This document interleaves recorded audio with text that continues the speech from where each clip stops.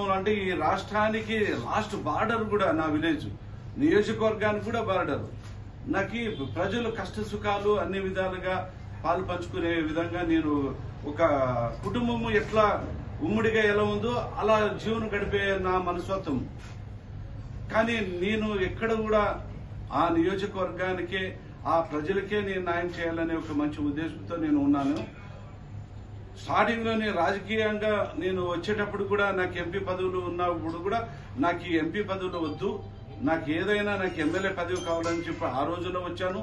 ఈ రోజు కూడా నాకు ఎంపీ పదవి వద్దని చెప్పేసి నేను ఎంపీ పదవి మీరు కర్నూలు ఎంపీ పదవిగా మీరు పోవాలని చెప్తే నాకు అది లేదన్నా, అంత ఆ పదవి నేను అలంకరించేదానికి నా మనసు ఒప్పుకోవడం లేదు.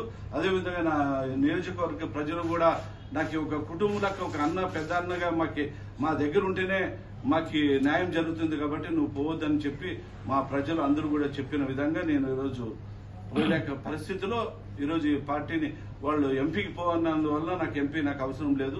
నియోజకవర్గంలో అంటే నా నియోజకవర్గానికి వేరే అభ్యర్థిని ఆయన కేటాయించిందువల్ల నాకు మనసుకి గురై నేను పార్టీకి వదిలిపోతున్నాను. సార్, టీడీపీలో మీకు ఎలాంటి హామీ వచ్చింది?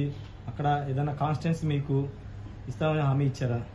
టీడీపీలోన నాకు చెప్పాలంటే 2 జిల్లాలు కానీ కమ్యూనిటీ ఎక్కువ ఉన్న పరిస్థితి ఉంది కాబట్టి అన్ని విధాలుగా కూడా నువ్వు 2 జిల్లాలు చూసుకో.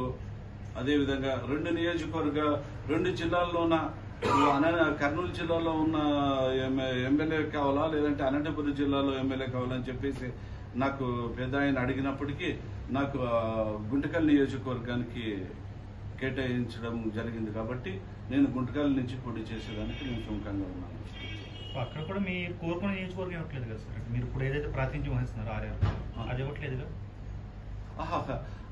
నేను దాని గురించి నేను ఎప్పుడు కూడా నా ఆలూరు నియోజకవర్గానికి మరి ఇవ్వండి నేను అడగలేదు కాబట్టి నాకు నియోజకవర్గం మీరు ఎక్కడైనా పోటీ చేస్తారని చెప్పేసి వాళ్ళు అడిగినప్పుడు నాకు గుంటకల్ నియోజకవర్గం ఇంకొకటి, ఆ గుంటకల్ నియోజకవర్గం కూడా నేను ఎంచుకున్నది ఏమంటే నేను పుట్టిన గ్రామం గుంటకల్ పక్కలో చిన్న విలేజ్ లో పుట్టాను కాబట్టి ఆ విలేజ్ లో నాకు ఆ కుటుంబంలో ఆ గ్రామంలో నేను పుట్టాను కాబట్టి ఆ గ్రామానికి కూడా ఆ నియోజకవర్గానికి సేవ చేయాలని నాకు ఉద్దేశం వచ్చింది కాబట్టి నేను ఆ నియోజకవర్గాన్ని ఎన్నుకోవడం జరిగింది.